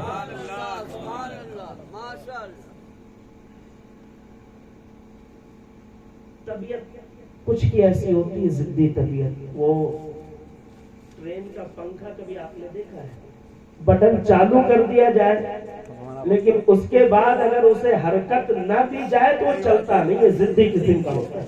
صحیح بات ہے. وہی چیز ہے، میں مذاق نہیں اڑا رہا ہوں، آپ مذاق نہ نہیں حضرت واقعی میں ایسا ہے. ایک نصیحت ہے، اصلاح ہے. ضدی نہیں بنے، اپنی بہنوں سے کہوں گا ضدی نہیں بنے. ضدی بننے والی عورت یا ضدی بننے والا مرد پھر کبھی عزتیں نہیں پاتا ہے. عزتیں وہی پاتا ہے جو ہمیشہ اپنے آپ کو جھکا کر رکھے، ہر بات مانے، نہ اچھی لگے منع کر دے، ضد نہ کرے کسی چیز کی، لیکن مان لے عورتیں تب نہ. جو کچھ ہے مانتی ہوں، میں کہتا ہوں جنتی عورتیں ہیں، وہ جنتی عورتیں. ثابت بھی کروں گا، کوئی آئے گا مانگنے مجھ سے پروف کر. عورتوں کی یہ طبیعت ہوتی ہے. تو اس میں آپ سے یہ کہنا چاہتا ہوں کہ جب سامنے سے ضد ہونا تو پھر آپ وہاں لڑنے نہ کھڑے. دیکھیں ایک اللہ کے ولی ہے، پوری دنیا میں ان کا شہرہ ہے. اس ٹائم پہ اکثر لوگ ان کے مرید تھے، لوگ آتے تھے، ہاتھ چومتے تھے، پیر چومتے تھے، ان کی باتیں سننے آتے تھے، دور دور سے ان سے سبق لینے آتے تھے لوگ. لیکن یہ باہر ہی پیر تھے، باہر ہی ولی تھے. گھر میں جب پہنچتے تو بیوی ہمیشہ انکار کرتی کہ تم ولی نہیں، تم نہیں ہو ولی. مانتی نہیں تھی، مان جائے تب نہ. بیوی یہ کیسے مانے گی؟ ضدی قسم کی، نہیں مانتی ولی ہو. اب یہ بیچارے بڑے پریشان کہ اللہ نے مجھے اتنا سب کچھ عطا کیا ہے، لوگوں میں عزت ہے لیکن گھر میں عزت نہیں ہے. بہت پریشان ہوتے تھے. ایک دن انہوں نے فیصلہ کیا کہ اسے کچھ ایسا دکھایا جائے، دیکھ لے تو پھر یہ مان جائے گی کہ میں ولی ہوں اللہ کا. یہ تیار ہو کر جب انہوں نے دیکھا کہ بیوی آنگن میں بیٹھی ہوئی ہے، تب یہ تیار ہو کر باہر نکلے. اور اللہ اپنے اکثر ولیوں کو قوت پرواز عطا کرتا ہے، اڑنے کی صلاحیت عطا کرتا ہے. ان کو بھی وہ صلاحیت عطا تھی. یہ پہنچے گھر کے باہر اور پھر یہ آسمان پر اڑنے لگے. اڑتے اڑتے اپنے گھر کے آنگن سے کبھی ادھر جاتے کبھی ادھر جاتے، کبھی ادھر جاتے کبھی ادھر جاتے. اب ان کو پتا تھا کہ بیوی آنگن میں بیٹھی ہے. جب ان کو یہ یقین ہو گیا کہ بیوی نے دیکھ لیا ہوگا کہ میں اڑ رہا ہوں، میں اڑ رہا ہوں، کہ نیچے اترے. تھوڑی دیر کے بعد گھر آئے، بیوی نے دیکھا اڑتا ہوا کوئی شخص. تو بیوی نے کہا آج آنے دو، آج بتاؤں گی. بہت ولی بنے گھومتے، آج بتاؤں گی. یہ گھر آئے واپس، فوراً بیوی نے سوال کیا، کہا بہت بڑے اللہ کے ولی بنتے ہو، بہت بڑے بنتے ہو؟ کہا ہاں. کہا ولی تم نہیں ہو. کہا پھر؟ کہا ولی وہ ہے جو آسمان میں اڑتا ہے، وہ ہے جو آسمان میں اڑتا ہے. کہا تم نے دیکھا آسمان میں اڑتے ہوئے؟ کہا ہاں، آج ہی میں نے دیکھا ایک اللہ کا ولی آسمان پہ اڑ رہا تھا. کہا اسے ولی مانتی ہو؟ کہا ہاں مانتی ہوں. کہنے لگے جب تم اسے ولی مانتی ہو تو سنو، وہ جو آسمان میں اڑ رہا تھا نا وہ میں ہی تھا، میں ہی تھا جو آسمان میں اڑ رہا تھا. لیکن وہی بات ضد تھی. کہنے لگی اچھا تبھی تو میں کہوں یہ ٹیڑھا کیوں اڑ رہا تھا، تبھی تو کہوں یہ ترچھا ترچھا کیوں اڑ رہا تھا. ولیوں کے گھر میں بھی بیویاں ایسی ہوئی ہیں. تو آپ سے یہ گزارش کروں گا کہ ان کی ضد پر لڑے نہیں، ان کی ضد یا تو مان لیں یا تو خاموش ہو جائے. حالانکہ شریعت نے اتنی اجازت دی ہے ہمیں کہ کبھی انہیں خوش کرنا ہو تو ہم ان سے جھوٹ بول سکتے. یہ بیویوں کو بھی اجازت ہے کہ کبھی شوہر کو خوش کرنے کے لیے ان سے جھوٹ بول سکتی ہیں. اس قسم کی جو تھی وہ عزتیں نہیں پاتی. اگر شوہر کا حکم مانے، جیسے ہاجرہ نے مانا، شوہر کا حکم مانا، بیٹھ گئی وہاں. کہا کس کے حوالے چھوڑے؟ کہا اللہ کے. کہا پھر میرا اللہ کافی ہے. ہاجرہ بیٹھ گئی، وہاں بیٹھی تو آج ان کے نام سے آب زمزم بھی پوری دنیا میں مل رہا ہے. وہاں بیٹھی تو برکت یہ ملی کہ کعبہ جیسی عمارت انہیں مل گئی. سبحان اللہ. یہ شوہر کا حکم ماننے کی برکت ہے، شوہر کا حکم ماننے کی برکت ہے. آج سیریلوں کے ذریعے، ڈرامے کے ذریعے ہماری بہنوں کو، ماؤں کو خراب کیا جاتا ہے. ایک ایسی چیزیں لوگوں کو دکھائی جا رہی ہے. کبھی ایسا ہو جاتا ہے کہ لڑکا اچھی شکل کا نہیں ہے، لڑکی بہت زیادہ خوبصورت مل گئی، تو پھر یہ سیریل نہ اس جوڑوں کو خراب کر دیتے. لڑکی اچھی شکل کی نہیں، حالانکہ قرآن کہتا ہے وَلَقَدْ خَلَقْنَا الْإِنسَانَ فِي أَحْسَنِ تَقْوِيمٍ. اللہ فرماتا ہے کہ میں نے انسان کو چاند سے زیادہ خوبصورت پیدا فرمایا. انسان کوئی برا نہیں ہے، لیکن ہماری تمہاری نظر میں یہ جب اس طریقے کا ہوتا ہے تو وہاں پر کرنا کیا؟ دیکھیں ایک نحوی ہے، نحوی ہے، نحو کا علم ہے، انہیں فن میں ماہر ہے، لیکن تھے ایسا تو ہوتا نہیں کہ اللہ نے کسی کو کوئی ایک چیز دی ہے تو ہر چیز ان کے پاس ہو. نحوی تھے لیکن تھے بڑے پکے رنگ، جس کو ہم اور آپ گھٹ کالا کہتے ہیں. ایک دم کالے تھے، اور اللہ کے کرم سے ان کی شادی ہوئی تو ان کی بیوی ملی ایک دم گوری، بہت خوبصورت، حسین و جمیل. اب یہ جب اپنے گھر آتے تو فوراً آ کر کہتے اے میری بیوی تم بھی جنتی میں بھی جنتی، تم بھی جنتی میں بھی جنتی. اچھا خوشیوں کا ماحول رہتا، یہ کہتے تم بھی جنتی میں بھی جنتی، تم بھی جنتی میں بھی جنتی. وہ ہنستی اور مان جاتی. لیکن ہر ٹائم گھروں میں خوشیوں کا ماحول بھی نہیں ہوتا ہے. ایک دن کسی بات پر تھوڑی سی نااتفاقی تھی اور یہ گھر واپس آئے تو تھے ایک دم گھٹ کالے. گھر واپس آئے تو آتے ساتھ جو ان کا روز کا معمول تھا, انہوں نے کہا اے میری بیوی تم بھی جنتی میں بھی جنتی. اب جب انہوں نے کہا, جب خوشی کا ماحول ہے تو ساری باتیں ہضم ہو جاتی ہیں. وہ اجمل سلطان پوری صاحب نے کہا نا کہ تو میری ممتاز محل میں تیرا شاہجہاں. خوشی کا ماحول ہو تو یہ بھی بول دے تب بھی چل جاتا ہے. شاہجہاں بھی بن گئے, ممتاز محل بھی بن گئے اور چل جاتا ہے. لیکن ماحول اگر اچھا نہ ہو پھر کہا جائے تو کہیں گے لاؤ ثابت کرو. اب جب یہ گھر پہنچے گا تو بھی جنتی میں بھی جنتی, تو بھی جنتی میں بھی جنتی, تو کہنے لگی یہی ایک پہاڑا پڑا ہے آپ کو, اس کے سوا اور بھی کچھ آتا ہے؟ آج آئے بیٹھ کے حساب دے کہ آپ کیسے جنتی میں کیسے جنتی. تو انہوں نے کہا دیکھو میں ہوں کالا, آپ ہیں حسین و جمیل. میں جب آپ کو دیکھتا ہوں تو میں اللہ کا شکر ادا کرتا ہوں کہ مجھ کالے کو تم جیسی عورت ملی ہے, تم جیسی عورت ملی ہے. اور تم جب مجھے دیکھتی ہو تو تم صبر کرتی ہو کہ تم اتنی خوبصورت اور میں کالا تمہارے نکاح میں, تو تم صبر کرتی ہو. اور اللہ کا وعدہ ہے جس نے شکر کیا وہ بھی جنتی, جس نے صبر کیا وہ بھی جنتی ہے. سبحان اللہ سبحان اللہ. تو اب اگر ایسے کبھی رشتے ہو جاتے ہیں, ایسے رشتے ہو جاتے ہیں کہ پسند نہیں آئے تو وہاں پر پھر بیوی کو چاہیے صبر کرے, شوہر کو چاہیے کہ شکر کرے اللہ کا. یہ چیز اپنی زندگی میں شامل کریں.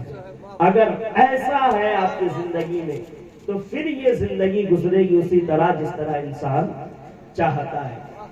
ایک نکاح, بس بہت جلدی ختم کر رہا ہوں. ایک نکاح میرے آقا کریم صلی اللہ تعالی علیہ وآلہ وسلم, میرے آقا کریم صلی اللہ تعالی علیہ وآلہ وسلم کی عمر 25 سال ہوئی, 25 سال کی عمر مبارک. اور آپ نے ابھی ربیع النور شریف کے مہینے میں مکے کے حالات مجھ سے سماعت کیے, وہی پبلک ہے, مجھے بار بار دہرانا نہیں ہے. مکے کے حالات اس وقت بہت خراب تھے. جس وقت میرے آقا نے نبوت کا اعلان نہیں کیا تھا اس وقت حالات بہت زیادہ خراب تھے مکے کے. اور حالات یہ تھے کہ اس وقت لوگ اگر اپنا کسی کے ساتھ جا کر کسی کا مال لوٹتے تھے تو انہیں لگتا تھا کہ ہم نے بڑے فخر کا کام کیا ہے. انہیں گناہ کا تصور نہیں ہوتا تھا, وہ مال لوٹتے کھا جاتے.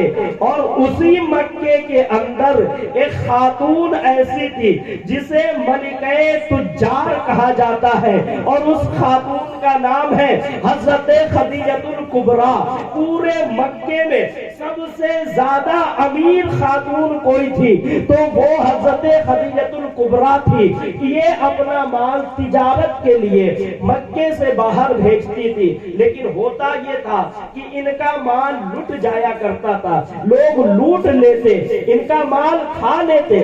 بڑی پریشان تھی, والد کا بھی انتقال ہو گیا تھا, بھائی کوئی تھا نہیں, پریشان بڑی تھی کہ ان کا مال کھا لیا جا رہا ہے, لوٹ لیا جا رہا ہے. اب انہوں نے اپنے ذہن پہ اندازہ لگایا کہ کیا کیا جائے, کوئی ترکیب نکالی جائے. تو انہوں نے ایک نام سنا تھا, حضرت ابو طالب کا نام. انہوں نے سنا تھا کہ یہ مکے کے سارے سرداروں میں سب سے افضل سردار ہیں, ان کے پاس شکایت درج کی جائے. حضرت ابو طالب کو بلایا گیا.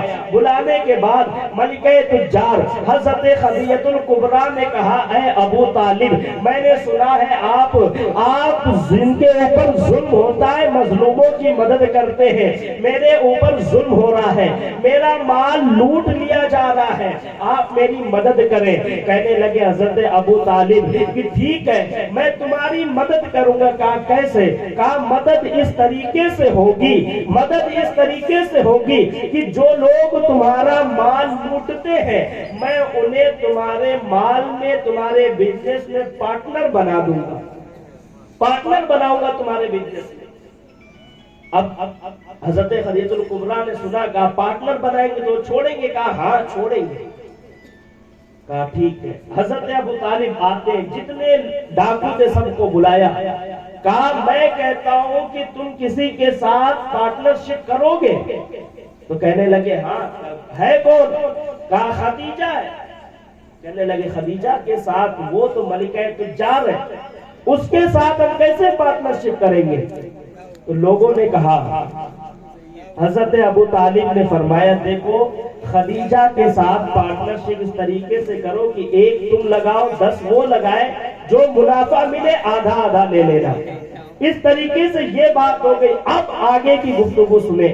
حضرت خدیجہ الکبریٰ نے جب یہ سنا کہ مکہ لیول پر میرا مال سکسیس ہو گیا ہے، یہاں پر محفوظ ہو گیا ہے، اب یہاں چوری نہیں ہو سکتا، تو اب جناب ابو طالب سے کہنے لگی ہے جناب ابو طالب میرا مال تو مصر بھی جاتا ہے، شام بھی جاتا ہے، وہاں کون اس کی حفاظت کرے گا؟ جناب ابو طالب نے کہا دیکھو خدیجہ میری عمر زیادہ ہو گئی ہے، اب میں اس سے زیادہ تمہاری مدد نہیں کر سکتا.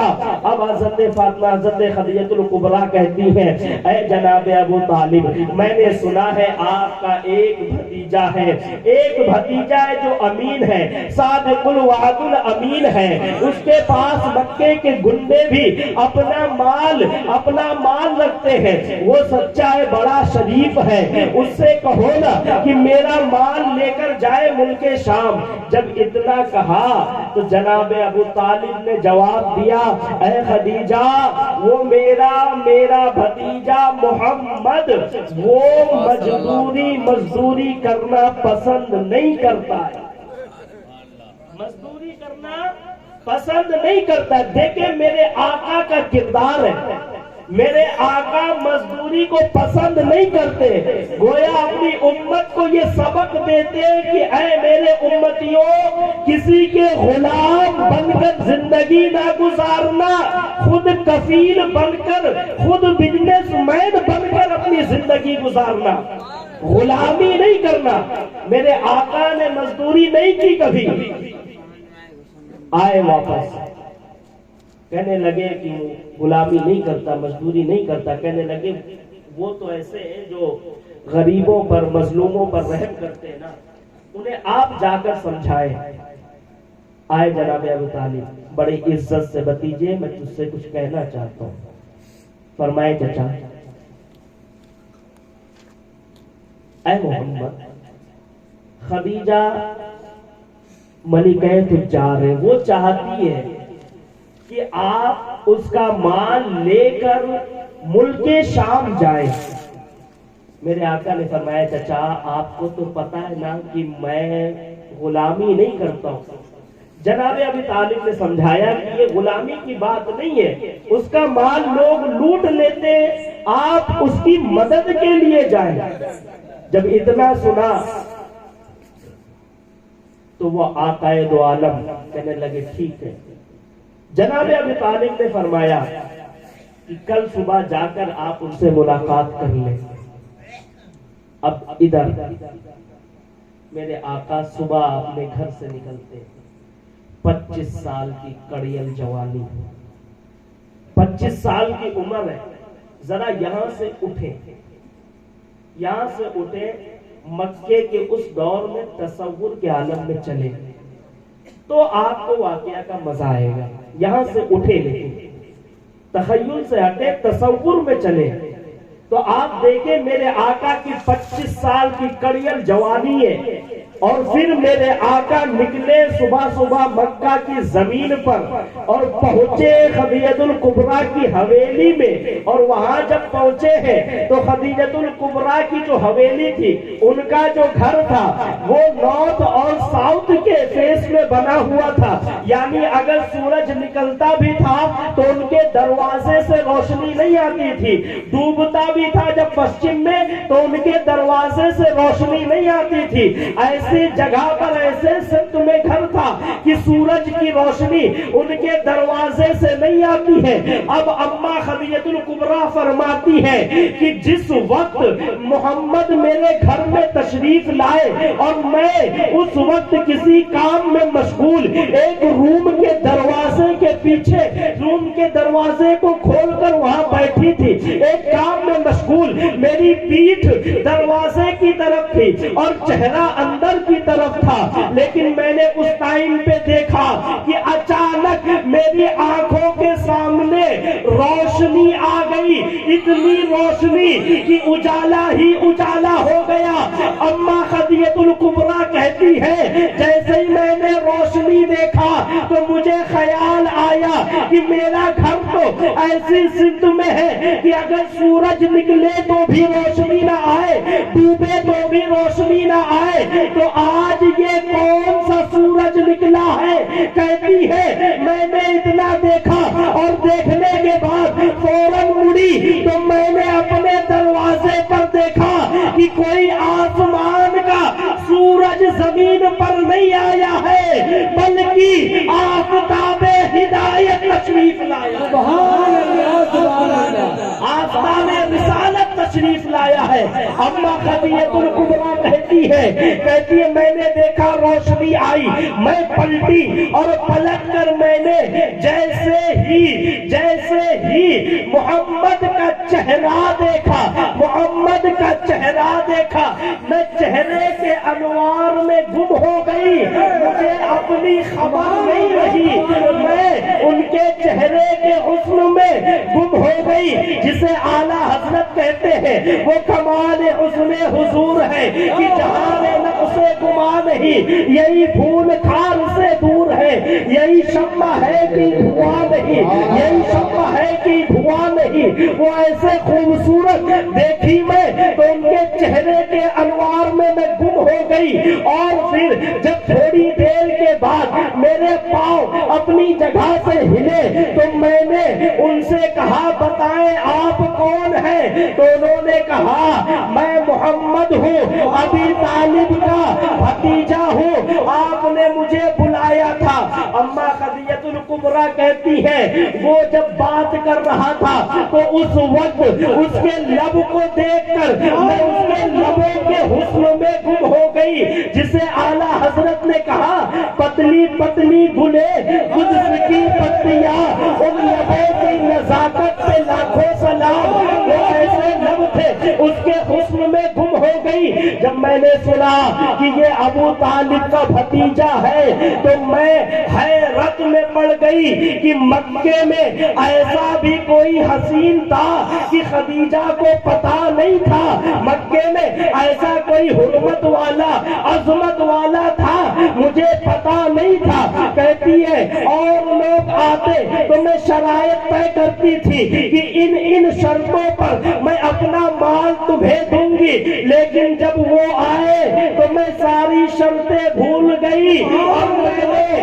اپنا منہ کھولا، آنکھیں نیچی کی اور کہا کہ آپ جو شرائط رکھیں گے مجھے قبول ہے، آپ جو کہیں گے جیسا کہیں گے ویسا ہو جائے گا، کوئی شرائط میں نے نہیں رکھی، اس لیے کہ وہ چہرہ بتا رہا تھا کہ یہ شریف کا اشرف کا چہرہ ہے، شریف کا اشرف کا چہرہ ہے، یہ کوئی چور ڈکیت کا نہیں ہے۔ آپ دیکھیں نا چہرے بتاتے ہیں کہ نہیں بتاتے ہیں؟ ٹینشن میں آدمی ہو تب بھی چہرہ بتاتا ہے آدمی پریشان ہے، خوش ہے تب بھی بتاتا ہے چہرہ کہ آدمی خوش ہے، آدمی شریف ہے تو بھی بتاتا ہے۔ اور میرے آقا نے تو چہرے کی مثال یوں دے دی کہ اپنے امت کے ولی کو پہچنوانے کے لیے کہا کہ میری امت کا ولی وہ ہوگا جس کے چہرے کو دیکھو تو خدا یاد آ جائے۔ کہنے لگی میں نے چہرہ دیکھا میں چہرے کے حسن میں گم ہو گئی، کوئی شرط نہیں رکھا، یہ واپس گئے، میں نے فوراً نفیسہ کو بلایا اپنی سہیلی کو اور بتایا اس کو ساری بات۔ دھیرے دھیرے یہ وقت قریب آیا جس تاریخ کو سفر پر نکلنا تھا، اما خدیجہ الکبریٰ نے اپنے سچے پکے غلام میسرہ کو بلایا۔ آج تک جو بولی ہوتی تھی وہ بولی بدل گئی خدیجہ الکبریٰ کی، اما جان کی۔ کیوں؟ کہ وہ کوئی عام عورت نہیں تھی۔ شان بیان کرنا مقصد نہیں ہے، لیکن یہ بتاؤں عام عورت نہیں تھی، بڑی پڑھی لکھی، ان کے پاس توریت کا بھی علم تھا، انجیل کا بھی علم تھا، بہت پڑھی لکھی۔ ان کے چچا زاد بھائی ورقہ بن نوفل ہے جنہوں نے پہلی تصدیق کی تھی میرے آقا پر وحی کی۔ چچا بڑے اچھے خاندان سے۔ اس دور میں سیدہ خدیجہ الکبریٰ کو طیبہ اور طاہرہ کے نام سے یاد کیا جاتا ہے۔ اس دور میں ماحول اچھا ہو تو سب طیبہ بن جائے، لیکن ماحول خراب ہو اس وقت بھی کوئی سیدہ طیبہ طاہرہ بنے تو پھر یہ ایک کرامت کی بات ہے، یہ کرامت ہے۔ اور پھر آپ اندازہ لگائیں میں ان کی کیا شان بیان کروں۔ پوری دنیا میں صرف ایک عورت ایسی ہے کہ کل میدان محشر میں جب وہ پل صراط سے گزرنے والی ہوگی تو خدا کا منادی اعلان کرے گا، اے اہل محشر اپنی گردن کو جھکا لو، اس لیے کہ پل صراط سے فاطمہ بنت پیغمبر گزرنے والی ہے۔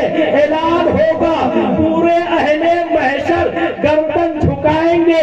اب میں آپ کو بتاؤں صرف ایک خاتون ایسی جس کے لیے محشر میں اعلان ہو گردنیں جھکوا دی جائے، اس کی شان یہ ہے تو اس فاطمہ جس کے لیے اہل محشر کی گردن جھکے اس کی یہ شان ہو تو جس کی بیٹی فاطمہ ہو اس خدیجہ کی شان کیا ہوگی؟ اس خدیجہ کی شان کیا ہوگی؟ بیٹی اتنی شان والی محشر سے گزرے تو حکم ہو جائے اہل محشر گردن جھکاؤ، اور بیٹیاں ماں کے تربیت پر ہوتی ہیں، ماں کی تربیت، ماں کے تقوی کا عالم کیا ہوگا؟ بات دور نہ نکل جائے۔ سفر کا وقت آیا، جب بھی بھیجتی تو میسرہ سے کہتی، میسرہ دیکھو جا تو رہے ہو سفر پر، لیکن اس کا خیال رکھنا جس کو میں نے مالک بنایا سامان دیا ہے اس کے اوپر نظر رکھنا، اپنے مال پر نظر رکھنا، کہیں وہ مال اپنا چرا تو نہیں رہا ہے، مال پر نظر رکھنا۔ اور ہم بھی آپ کسی کو بھیجتے تو ہم یہ کہہ کر بھیجتے کہ اس پر نظر رکھنا، کہیں یہ ایسا نہ ہو کہ ہمارے مال میں چیٹنگ بازی نہ کر جائے، نظر رکھنا۔ لیکن آج جب میسرہ کو بلایا ہے تو میسرہ کو بلانے کے بعد پھر خدیجہ الکبریٰ نے فرمایا، اے میسرہ جا تو رہے ہو محمد کے ساتھ، لیکن آج مال پر نظر نہیں رکھنا، صاحب مال پر نظر رکھنا، دیکھنا محمد کا چلنا کیسا ہے، دیکھنا محمد کا بیٹھنا کیسا ہے، دیکھنا ان کا چلنا کیسا ہے، دیکھنا وہ کیسے سوتے ہیں، کیسے کلام کرتے ہیں، ہر ادا پر نظر رکھنا، ہر ادا پر نظر رکھنا۔ ادھر یہ قافلہ روانہ ہوا ملک شام کے لیے، بڑی تفصیل ہے اس میں لیکن بتاؤں گا نہیں، وقت نہیں ہے۔ ادھر تجارت کرنے کے بعد اس مال کو لے کر 10 گنا فائدے کے ساتھ میرے اور تمہارے آقا میسرہ کے ساتھ واپس آ رہے ہیں، ابھی مکے کے حدود میں داخل نہیں ہوئے ہیں کہ ایک قاصد پہنچتا ہے سیدہ طیبہ طاہرہ کے گھر پر اور کہتا ہے اے خدیجہ، اے ملکہ تجار، تیرا جو قافلہ گیا تھا وہ واپس آ رہا ہے اور مکے کی حد میں سرحد میں داخل ہونے والا ہے۔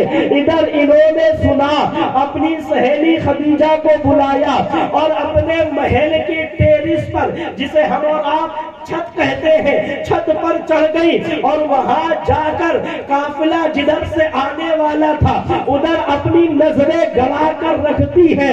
ادھر میرے آقا تشریف لا رہے ہیں، آقا میسرہ سے کہتے ہیں اے میسرہ، جا اپنی مالکہ کو بتا کہ ہم واپس آ رہے ہیں اور ہر بار سے زیادہ 10 گنا زیادہ اس بار فائدہ لے کر آ رہے ہیں۔ میسرہ تیز رفتار گھوڑے کے ساتھ آتا ہے اور ادھر جب آتا ہے تو حال یہ دیکھتا ہے کہ وہ ملکہ تجار سیدہ خدیجہ ٹیرس پر چڑھی ہوئی ہے اپنی سہیلی خدیجہ کے ساتھ اور اپنی آنکھوں پر ہاتھ رکھ کر دیکھ رہی ہے، قافلے کا انتظار کر رہی ہے۔ ادھر انتظار کرتے کرتے سیدہ کہتی ہے میں نے دیکھا ایک دھول ابھری ہے، دھول میں قافلہ چھپا ہوا ہے، لیکن جب میں نے غور سے دیکھا تو اس دھول کے اندر میں نے دیکھا ایک صورت ایسی ہے جو دھول میں بھی چمکتی نظر آ رہی ہے۔ میں سوچتی آخر یہ صورت کس کی ہے، لیکن میں نے پہلے سے دیکھ رکھا تھا کہ یہ صورت ابو طالب کے بھتیجے کی ہے۔ میں سمجھ گئی کہ یہ چمکنے والی صورت اسی کی ہے، اور کیوں نہ چمکے، سارے اجلوں میں سارے جنتوں میں چمکا کیے، اندر شیشے میں چمکا ہمارا نبی، اور چمک تجھ سے پاتے ہیں سب پانے والے، میرا دل بھی چمکا دے اے چمکانے والے۔ میں سرا آیا ہافتہ ہافتہ کہنے لگا ملکہ خوشخبری ہے، خوشخبری ہے۔ کہا کیا؟ کہا خوشخبری یہ ہے کہ ہر بار سے زیادہ بلکہ 10 گنا زیادہ اس بار تجارت میں فائدہ ہوا ہے۔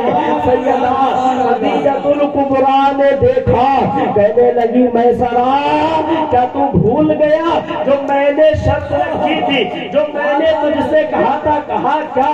کہا میں نے تجھ سے کہا تھا نا محمد پر نظر رکھنا، ابو طالب کے بھتیجے پر نظر رکھنا۔ کہا ہاں یاد ہے۔ کہا ٹھیک ہے آ یہاں بیٹھ، تو اتنے سال سے میرا غلام ہے، آج میرے نمک کی نمک حلالی کر اور بیٹھ، مجھے بتا محمد میں عیب کیا ہے، بتا محمد کے اندر کون کون سے عیب ہے، بتا کون سے عیب ہے۔ اسے سیدہ نے الگ انداز میں پوچھا، لیکن میں اپنے انداز میں بیان کروں تاکہ دوست اور دشمن سب کو پتا چل جائے کہ میرے آقا کیا ہے، میرے آقا کیا ہے۔ سیدہ کہتی ہے بتا محمد میں عیب کیا ہے۔ ادھر سوال ہوتا ہے میسرہ بتا محمد میں عیب کیا ہے۔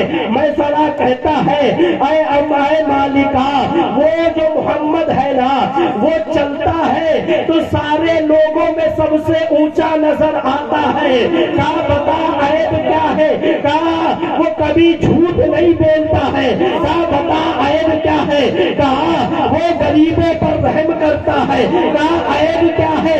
کہنے لگا اے میری ملکہ، وہ ایسا ہے کہ وہ چلتا ہے تو بادل اس کے سر پر سایہ کرتا ہے۔ کہتی ہے بتا میسرہ محمد میں عیب کیا ہے۔ تو کہتا ہے وہ مظلوموں پر رحم کرتا ہے۔ بتا محمد میں عیب کیا ہے۔ کہتی ہے کہتا ہے وہ غلاموں پر رحم کرتا ہے۔ کہتی میسرہ میں خوبیاں نہیں پوچھ رہی ہوں بلکہ اس میں عیب پوچھ رہی ہوں۔ میسرہ کہتا ہے آپ عیب پوچھ رہی ہے، لیکن میں تمہیں بتاؤں وہ جب باتیں کرتا ہے نا تو بڑے بڑے تاجروں کا دل جیت لیتا ہے۔ کہا میسرہ عیب بتا عیب۔ کہا سنو وہ ایسا ہے کہ جب بات کرتا ہے نا تو لگتا ہے لبوں سے پھول جھڑ رہے ہو۔ کہا عیب بتا۔ کہا وہ ایسا ہے کہ اس کے بدن پر کبھی مکھی نہیں بیٹھتی ہے. کہا عیب بتا عیب. کہا اس کے بدن سے جو پسینہ نکلتا ہے اس میں بدبو نہیں آتی ہے, خوشبو آتی ہے. کہا میں سرا میں تجھ سے خوبیاں نہیں پوچھ رہی ہوں بلکہ عیب پوچھ رہی ہوں. تو میں سرا کہتا ہے اے ملکہ میں ہمیشہ آپ کے پاس رہا, لیکن اگر آپ میرے ایک ہاتھ میں چاند لا کر رکھ دے اور دوسرے میں سورج لا کر رکھ دے اور پھر مجھ سے پوچھے کہ بتا محمد میں عیب کیا ہے, تو میں یہی کہوں گا کہ وہ ایسی ذات ہے جسے اللہ نے بغیر کسی عیب کے پیدا کیا ہے, جسے اعلیٰ حضرت کہتے ہیں سبحان اللہ سبحان اللہ.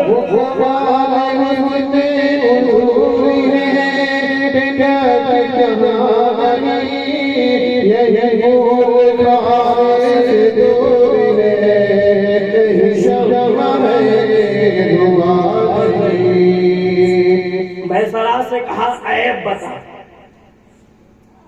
کتابوں سے دلائل دوں یا تصور میں انہیں لاؤں. کوئی پوچھ بیٹھا ہے میرا محبوب کیسا ہے, کوئی پوچھ بیٹھا ہے میرا محبوب کیسا ہے. عیب کوئی نہیں ملے. اب سیدہ خدیجہ نے اپنا رشتہ بھجوایا, المختصر یہ رشتہ طے, اور پھر میرے آقا کا نکاح 25 سال کی عمر میں تقریباً 40 سال کی عمر سیدہ خدیجہ سے آپ کا نکاح ہوا. اور پھر وہ نکاح ایسی محبتوں کی گواہی ہے کہ جب تک سیدہ حیات رہی خدیجہ اماں خدیجہ تب تک میرے آقا نے کوئی دوسرا نکاح نہیں فرمایا. اللہ کی بارگاہ میں دعا گو ہوں مولا سلمہ شمشاد اور جتنے لوگ نکاح کر چکے ہیں یا جن کا ہونا ہے, اللہ سب کے نکاح میں میرے آقا کے اس نکاح کی برکت عطا فرمائے. اللہ تبارک و تعالی جتنے مرد حضرات ہیں انہیں اچھا شوہر بننے کی توفیق عطا فرمائے. میری بہنوں کو اچھی بیویاں بننے کی توفیق عطا فرمائے. اللہ تبارک و تعالی اس محفل کے صدقے ہمارے اور تمام لوگوں کے گناہ صغیرہ کبیرہ کو معاف فرمائے. میرے ساتھ مل کر پڑھ لیں استغفر اللہ بالکل